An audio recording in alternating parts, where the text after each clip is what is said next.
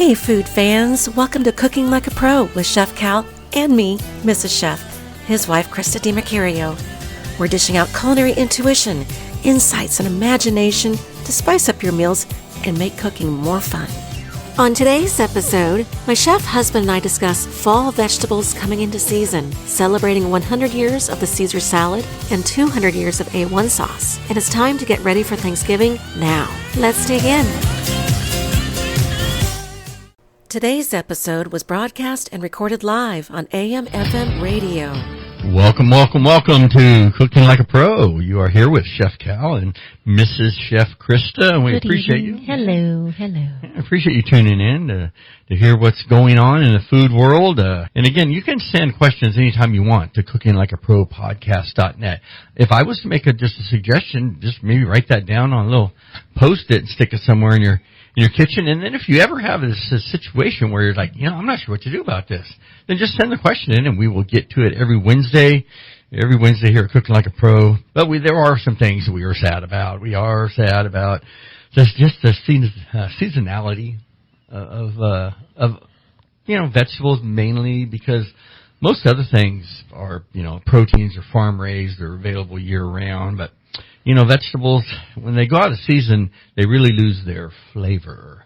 Especially tomatoes, when you order tomatoes from, out of the country, and they taste like the box that they were. Yeah, they taste like cardboard. What they were shipped in, yeah. They look like cardboard. Yeah, I talked to Mom and Dad. They said that they had their last BLT. I know that we've had our last BLT with fresh tomato. I mean, it's just. Well, you were getting ready to pull the plants. Was there any tomatoes left to pull off? There's a few cherries in there that the deer haven't gotten yet. None of the beefsteak were left? No, looks like, I don't know, it might have been the wind. Something might have took them out.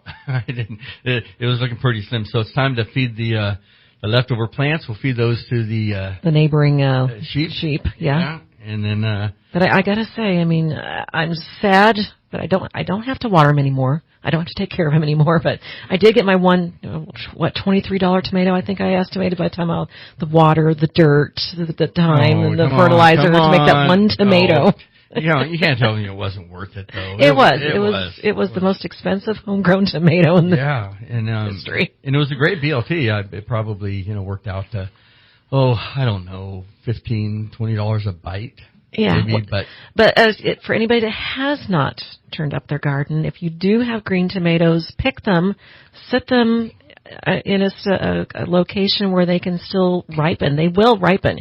You can pull your tomatoes in November and still get red tomatoes in December. Well, you can, but then again, there's fried green tomatoes too. Just remember that acid hasn't had a chance to turn into much, natural sugar yet, so it's going to be highly acidic. So if you're going to fry green tomatoes, if you're doing green tomatoes, folks, just kind of treat it like you would eggplant. Like if you're doing a fried eggplant parmesan, the only difference maybe flour, buttermilk, and cornmeal, something like that would be a nice option. But remember the finished product is going to have a lot more acid in it, so you may want to go with a sauce that maybe some kind of a sauce that isn't something more creamy because they are more acidic. Yeah, or something maybe with tomato, but not as much acid. In the tomato. Tomato has so much acid. What about a cheese sauce? Yeah, cheese sauce would work. Okay. Yeah, I think cheese sauce would work. But anyway, so stuff that's going out of season. We have tomatoes, which again are right there at the very end, and then and bell peppers. I know our bell peppers are done. Mom and Dad, they got their last bell peppers out of the way. Basically anything that's the soft skinned. Yeah, cucumbers, eggplant, all your squash, your zucchini, your summer squash, your patty pan, crookneck, all that stuff is pretty much gone. So, think about these things when you go to the store and, be mindful that if you want to get items that are the most flavorful, what do? You go in there and first off you see what's in season. And now they have this wonderful thing that I'm just getting used to. It's called is it an iPhone? Yeah. So you can go on your iPhone and you can see what's in season and what's not. So maybe just think about that. Keep that in mind. See what's in season, but then also see where it came from. And do you remember how we find out where it came from? Sweetheart.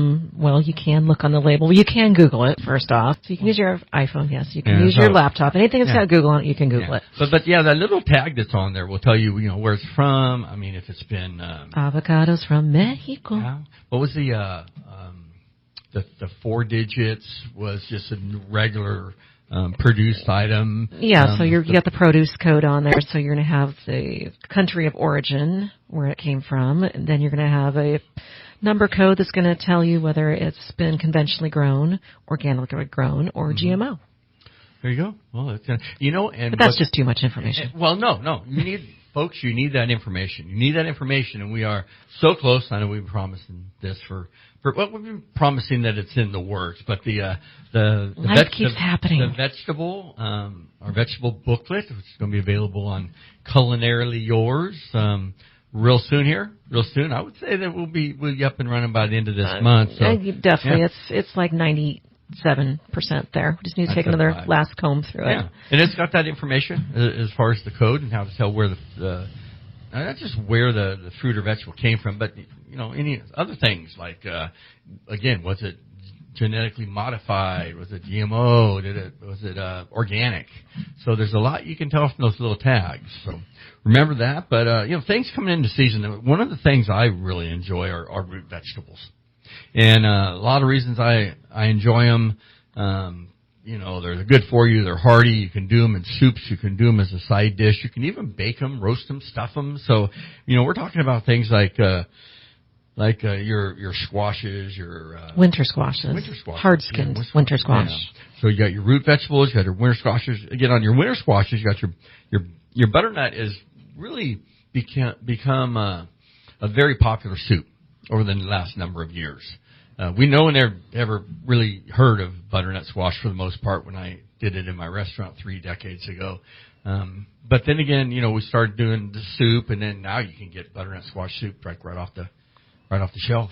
Well, and it seems like butternut has become the more the uppity up squash compared to pumpkin. Pumpkin has just become, it's the Thanksgiving thing. But if it's a butternut squash bisque, there you go. then it's just, more luxurious because it's a butternut squash. But again, diced up acorn squash, spaghetti squash.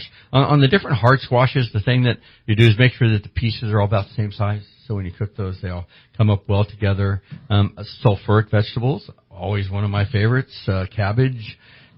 Cabbage is really an unsung hero, but you don't need to know a lot to really make a wonderful, wonderful cabbage. Okay, what's the difference between like a Savoy cabbage, a Chinese cabbage, your traditional green and red cabbage? Mm-hmm. What's the difference?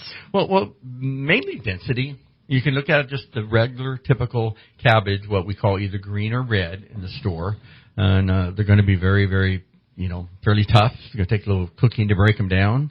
But cauliflower, broccoli, Brussels sprouts. We're going to get a video on Brussels sprouts. I picked out 20 of the perfect Brussels sprouts for a video, a little short that we can do.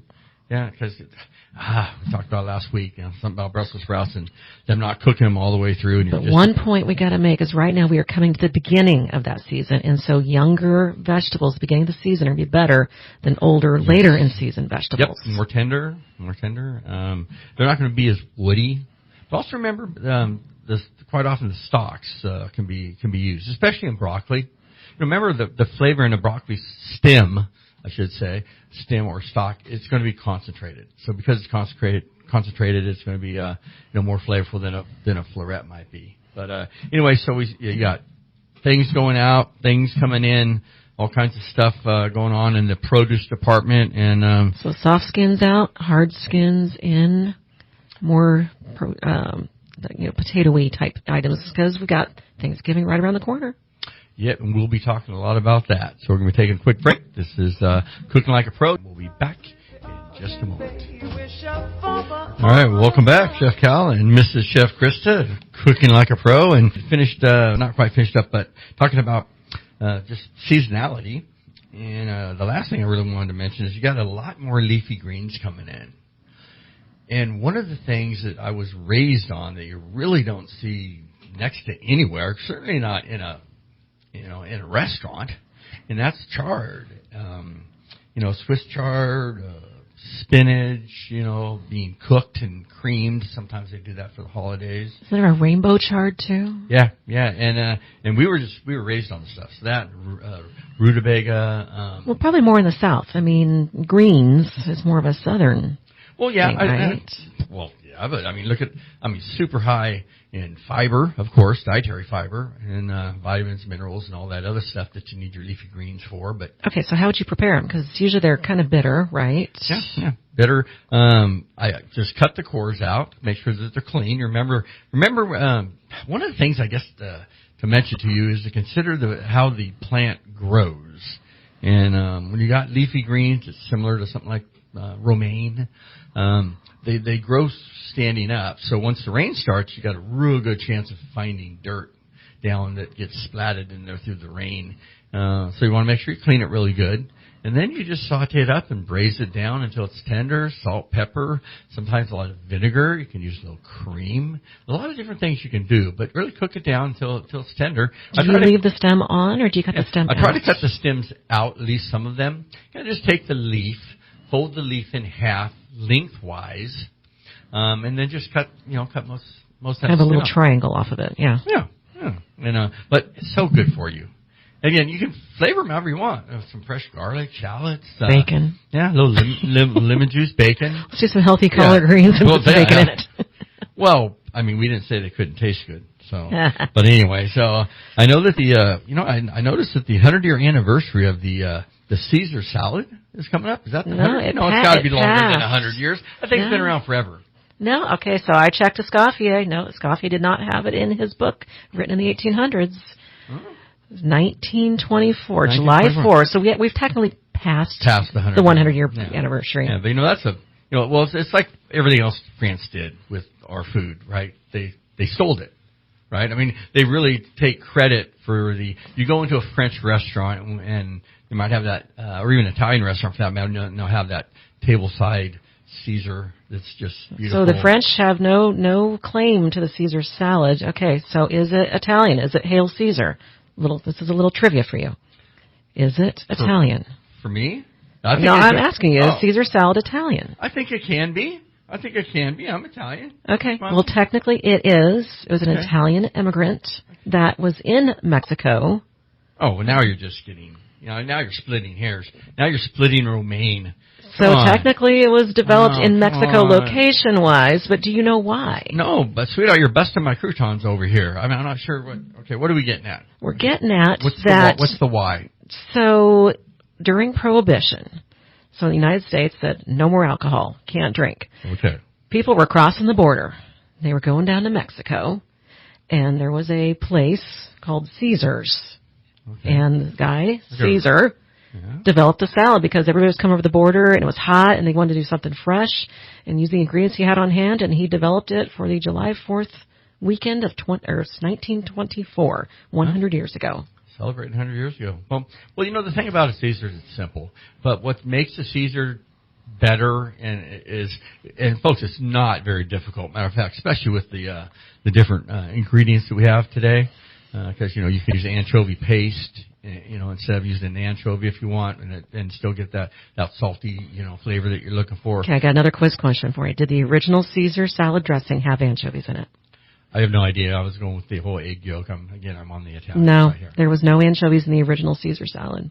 Okay. Well, whoever added them did a good job. Yeah, so it has become part of it. Well, the French, I think they wrote it down. I don't know. I'm going to talk to Julia Child, but she's not with us anymore. And Julia Child had it as a 12-year-old. She went down there and she tried it as a little girl. But you know what I think is key? There's some keys to a good Caesar salad. Again, making the dressing from scratch, starting off with your egg yolk. Make sure you got some good eggs, pasteurized eggs. Make sure you're good. And then adding, your oil and your shallots and your garlic and be careful on adding any salt because, of course, anchovies or anchovy paste, whatever you're using. And we used to press that in with the back of a spoon.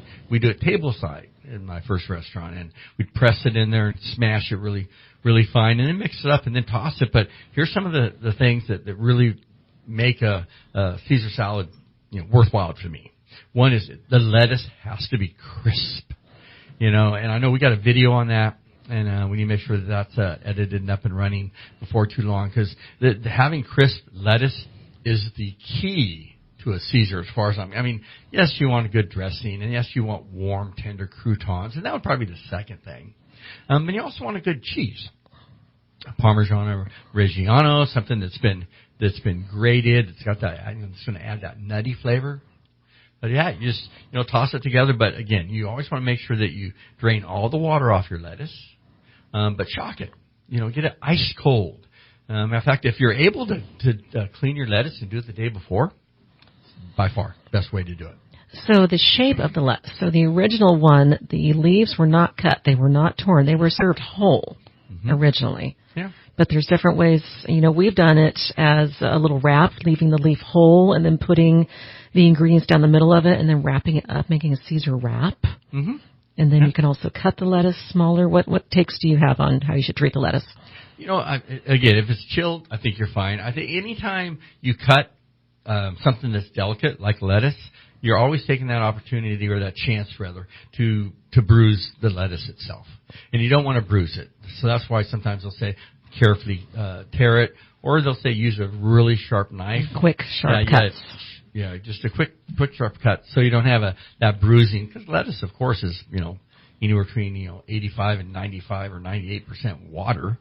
Okay, so what if you want to do a grilled Caesar salad? Can you do that? Yeah. Can you grill the lettuce? Because you're getting away from your crisp, cold, chalked lettuce. Well, not really, because I know that we, one of my restaurants, we did like a grilled wedge, and we actually grilled the iceberg lettuce, which is even more, perishable. But you just have the lettuce cut clean, get your fire nice and hot. Again, if you're not sure exactly how to prepare your barbecue, go on to Culinary Yours. And on the barbecue, free barbecue download. Under the free barbecue download, you can. But if you don't have a barbecue, can you just put it on a pan on the oven or the stovetop? Well, you can do whatever you want, but whatever you do, you're going to want to make sure that it's not going to stick, and you're going to do it really quickly because the lettuce is going to break down. So would you put it on a dry or on an oiled pan? I would spray the lettuce. I'd spray the lettuce down or rub it down with a little bit of oil. But you'd want to have, the whole idea is to have this crisp, nice salad. So if you're going to grill it, which we've done before, then you're going to want to, the reason and purpose for doing that is going to be to just add that charred or seared flavor, which is just nice because obviously you wouldn't have that in a normal salad. So it adds that component. So, no, Caesar salads. But I know we've, done them tableside, get, first off, high quality ingredients. Get, again, freshly grated Parmesan. Ideally, grate it up yourself. Always a little bit of Worcestershire, a little bit of good oil, good olive oil. Also I would suggest making your own croutons. Right? The croutons, they have croutons for next to nothing, in the store, but they're also, just save the ends of your bread. A lot of people don't eat heels. My grandma used to love to eat the heels, but a lot of people don't eat heels. What type of bread would be best for croutons? Can you do a brioche or a croissant, or do you just need to do white bread, or? Again, you can do whatever you want, right? You can do whatever you want because you want to, sometimes that's how we make things unique. But traditionally, you would want to use some sort of a French bread, and if it had some sour to it, a sourdough, then that'd be well. I think the challenge is when you're making a crouton is you want a nice warm crouton and soft in the middle and just crunchy outside. The croutons that you get that are just dried in the store that come in wrapped in plastic or you gotta be careful. You could damage the roof of your mouth on that. But anyway, so you got your croutons, you got your lettuce. Again, anchovy paste is going to give it that extra depth of flavor. And I would serve it immediately. Again, this is a salad. A Caesar salad is something that you want chilled. You want it. The colder it is, the better. And quite often cleaning it, rinsing it, preparing it, and then setting it into your fridge for later on that evening or maybe even the next day. Keep it covered with a damp paper towel. But don't put the croutons on because the croutons will get soft. Yes. Yeah. Don't put the croutons on. Keep those nice and fresh. And okay, one more question about croutons. Little itty-bitty croutons? Or what about sometimes restaurants will do a big, giant, single crouton that you've got to eat like a piece of bread? Oh, I don't know. I think it kind of depends on what you're after for a final product. But, most things you want bite-sized. I mean, you want something that's going to fit inside your mouth. If the idea is that they're going to pick it up and eat it like an apple, then that's a little different. But also the Caesar salad is great to just turn it into an entree. Add, any kind of protein, whether it's grilled shrimp or chicken, salmon. There's a lot of different things. Make a real nice meal out of it. Yeah. So, and also we've had before the kale Caesar salad. Kale Caesar salad is always very nice too. And then, of course, vegetarian Caesar. So there's a bunch of different things you can do with Caesar salad. And since we're celebrating the 100th year, let's just we'll do Caesar throughout the holidays. How about that? So, all right. So anyway, Chef Cal and Mrs. Chef Christa back in just a moment at Cooking Like a Pro. Well, welcome back. We're here at Cooking Like a Pro, and we're talking about what's in season and what's not in season, and of course the Caesar salad, just a wonderful salad that you can do so many really cool things to. And you had told me something else, honey, about what was it, A-1? A-1 is, you said, what, 200 years? So not only is the Caesar salad 100 years old, 200 years old this year is A-1 sauce. Did you get a calendar with all this stuff on it? Or? No, I've been doing research for different things. I just came across these dates. So. Well, steak sauce, and that's interesting because steak sauce is something that was widely used. Now you really don't see it other than maybe a steakhouse. And that's about the only place you see it. But it's I don't know if it had to do with maybe that they felt that meat needed to be, spruced up a little bit for flavor, or I'm not really sure. But so do you know the history? Do you know how A1 came to be about? No, you. Okay, so A1 was developed 200 years ago by Henderson William Brand, and he did it for he was the chef to King George IV in the UK. So he did this for the chef, why do I keep saying the chef? The chef did this for the king, and the king loved it so much that he called it A1. A1 is a reference to the ships. It was the top ships. The top ship. Oh, really? And so the Lloyd's of London would register the top ships for being the strongest and the best ships. And he says, this is A1. And so that's how it became known as A1 sauce. Well, honey, you're A1 also. Thanks for looking that up. But, steak sauce, it's kind of like when I was first coming up in this industry, it was back in the late 70s and the 80s, and you've seen steak sauce just about everywhere. And people would put it, and it's kind of like putting, I don't know, it's kind of like putting tartar sauce in your abalone or ketchup with your filet mignon. It's just... I know you've always had kind of an issue with A1, but I grew up with A1. Yeah. I love A1. Yeah. Well, I like it as an ingredient, but that isn't all it. And if I'm buying meat and I'm buying a higher quality meat, then I want to taste the meat. And A1 is a very strong sauce. It's dominant ingredient is got to be vinegar in there. I've never looked at that. It's a tomato-based sauce, and it's got raisins and oranges and onions and garlic and celery and vinegar. That's way more than I wanted to know. I think it's the acidity. Like a lot of people put ketchup on things. Mm-hmm. This was a very fancy ketchup, so to speak. Yeah. It's a tomato-based, acidic. And if you've got a heavy, fatty meat, maybe that little bit of zing of acid and citrus and onions. And then you can use, I grew up that you would put, A1 had a lot of recipes for making marinades. You would use it as an ingredient with oil to make a marinade. Yep. It's something that again, like I mentioned, I'm used to seeing it as a condiment, for protein, but for the most part, really using it as an ingredient in a recipe. But now it is an ingredient. Okay, so this came out over the wire. They have made an A1 steak sauce butter, a steak butter with A1 in it, and they add a bunch of herbs and garlic to it with the A1, and so now they have a compound butter available that will be in the dairy section. My first thought on that, just as a chef, would be it's so hard to get water. I mean, water and oil don't mix.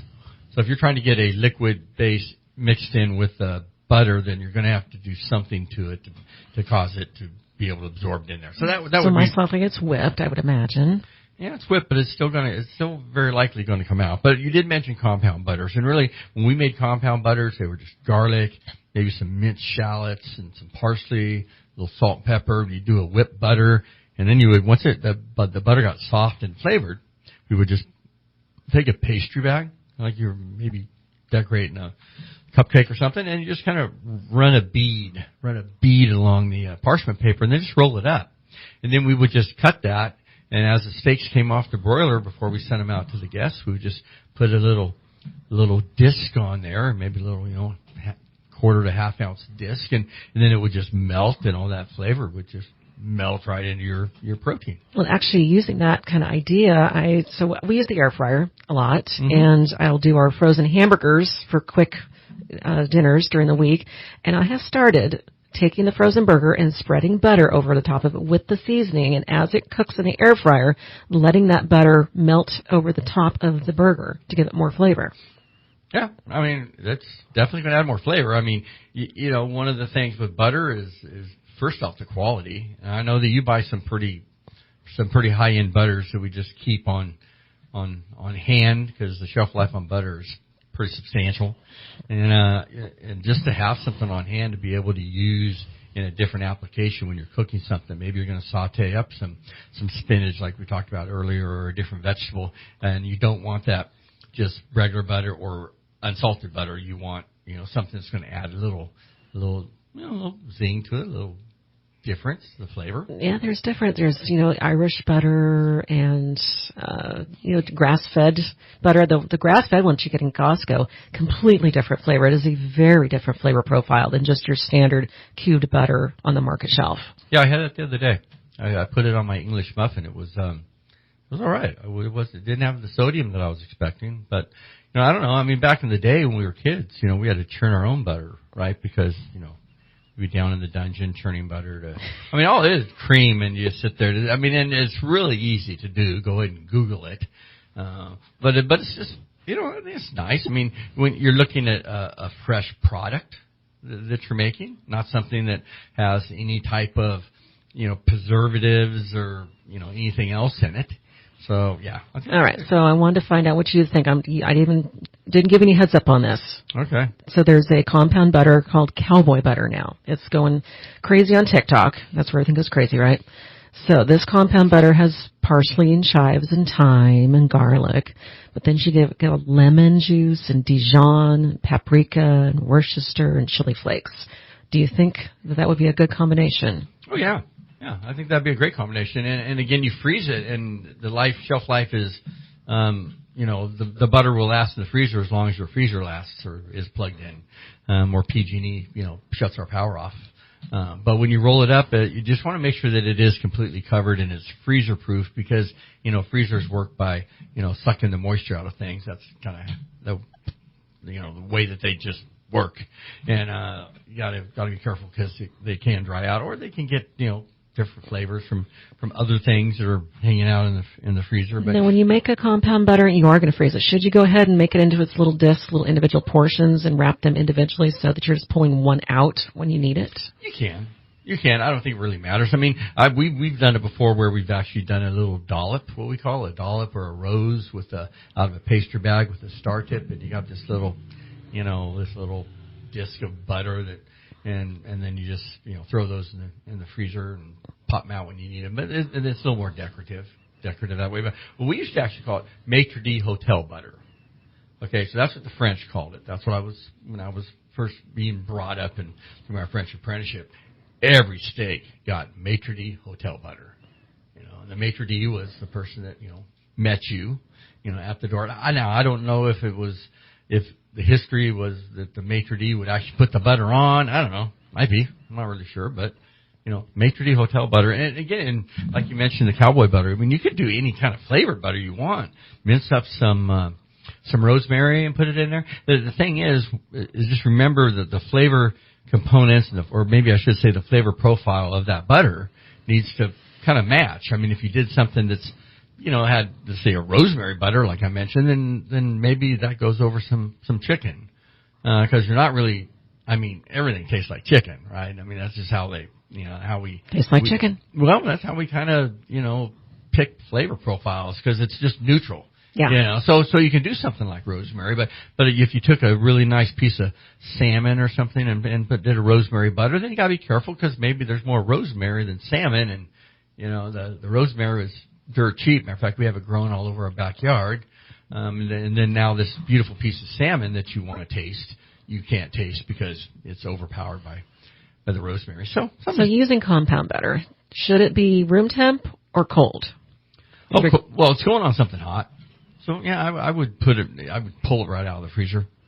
Put it on there. It's going to melt because you pull something hot. Maybe while your meat is resting. Remember when we cook meat, think of it this way. Think about if you're rubbing your hands together and your hands are getting what? Hotter and hotter. It's that friction. Well, that's the same thing with this meat. You got all those molecules cooking inside this meat, and the molecules are just going, faster and faster and faster, and that's cooking your meat. Well, those have to slow down and calm down before you go and you serve your protein or your beef or your meat in this case, because if not, as soon as you cut into it, all the juice goes where? On the cutting board. Yeah, so unless you're going to eat your cutting board, it really makes no sense. So you want to slow down, let that activity inside your protein slow down, and maybe while it's sitting there, what we call, again, resting, put the butter on there and just let that kind of melt and get that flavor. But you're really adding a lot of really good flavor when you add a compound butter. So do it as soon as you pull it, as you begin the resting process. Don't wait until it's rested and you're taking out the table. Well, you want to make sure it's hot.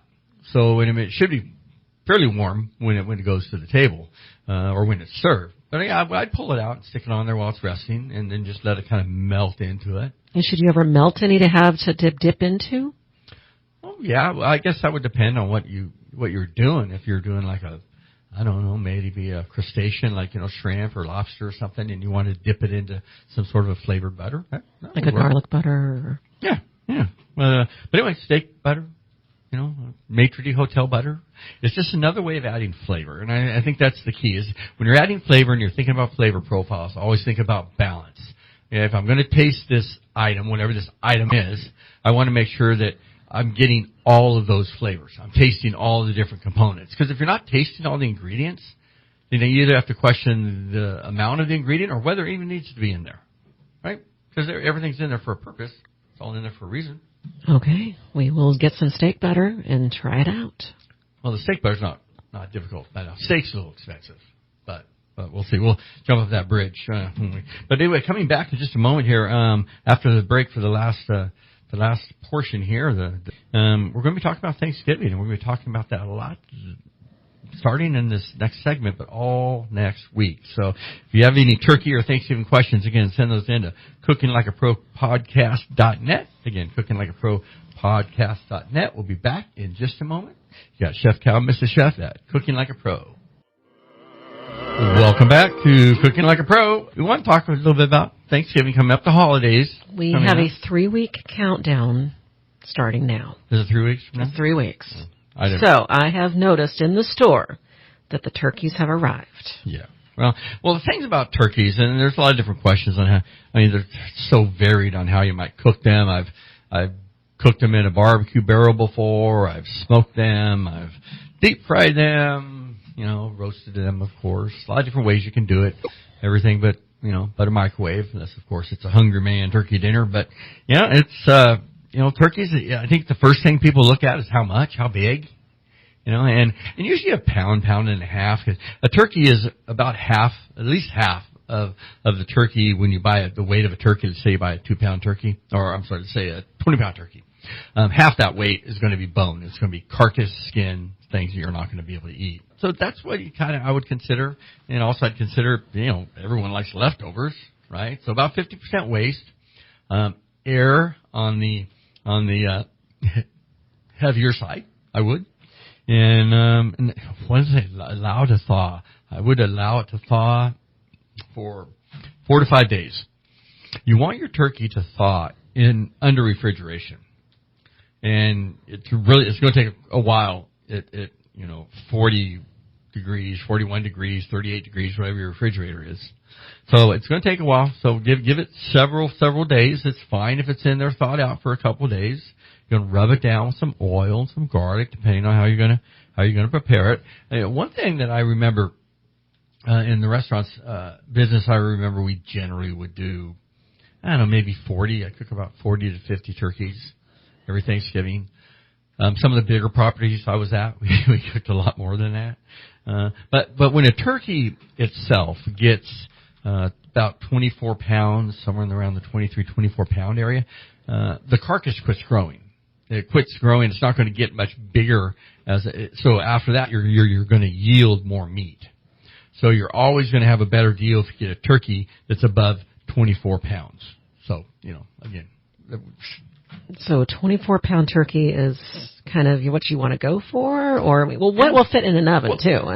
Well, it's got to fit in the oven, but you also got to feed everybody. So, how many people are coming over? And that's one of the things I'd look at. Or what about 2 smaller turkeys? Is one bigger turkey better? Does the meat get any more older, tougher, the bigger the bird gets?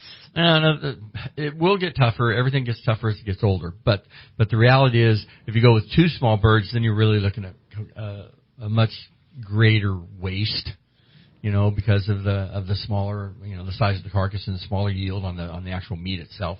So I would get a bigger one. Make sure you thought out well, figure out how you want to cook it. Again, we didn't have iPhones or anything like that. We didn't have computers. I remember when I first started out. We had cookbooks. We have cookbooks? Yeah. Yes, we had cookbooks. So just, whatever your source is, find your source and look it up and I would say experiment. You can also just use a turkey breast. That's what I was going to say. What if you don't want to get the whole bird? You just want it all done for you, all the bones out of it. Then just get turkey breast, and then you can roast it. It doesn't take very long. Usually they run between maybe 3 and 8 pounds. Don't they get them over? They just take the bone out and all the dark meat and the white meat's all wrapped up into one. They can package. Do that. They can do that if they eviscerate it, but no. For the most part, you want if you want white meat, then just get the breast, and that's kind of the reason to cook a whole turkey is the getting because the breast is going to be your white meat, and of course the wings. The wings, yeah. And then your leg and your thigh are going to be your dark meat, which is going to take a little longer to cook.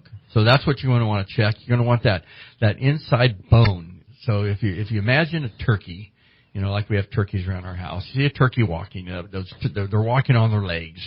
Right there in those in that bottom joint between the leg and the thigh, that's where you want your temperature gauge to go, and you want that to be 160 as a final temperature. If you're cooking something really hot and you pull it out at 160, it's going to keep going. It might even go to 170. Depends on where you put it.